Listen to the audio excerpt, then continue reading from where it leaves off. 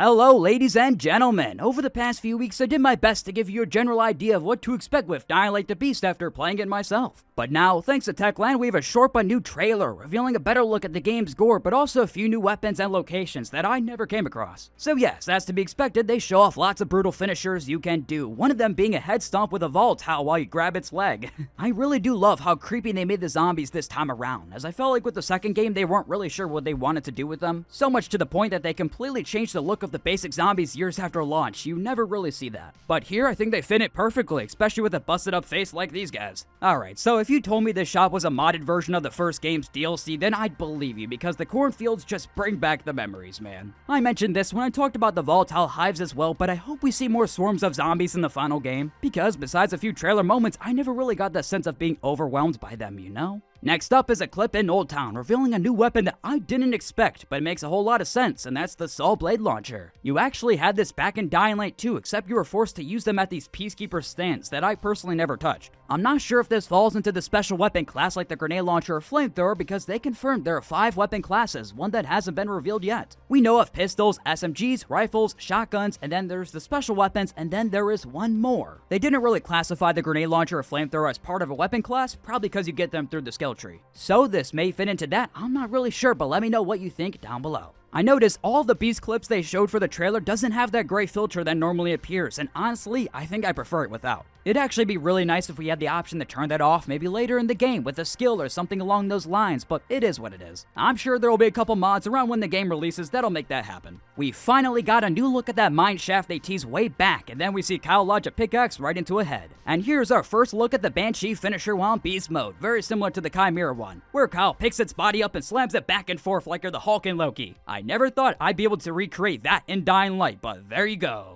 So, after a couple other beast finishers are shown, and then we get our first full look at the scythe. There is also a new look for the bomber, so there is that, not much to add there. The trailer ends with a cinematic that I hope is in the final game where Kyle faces off against a goon. Then Kyle snatches its weapon and caves its face in with it. Alright, so overall, I wish there was a little bit more there, but it's a pretty solid trailer that gives us some new juicy info to keep us talking. Also, oh yeah, a new docket was revealed too, so there's that. I'm not one to care about these, I'm sorry guys. But don't worry, I won't leave y'all hanging, so here are all the dockets that have been revealed for Dying Light the Beast so far. Using these will grant you items that you can use day 1 of release, so there you go. I got you. Anyways, feel free to like the video, subscribe if you want, and stop by for the next one everyone. Adios.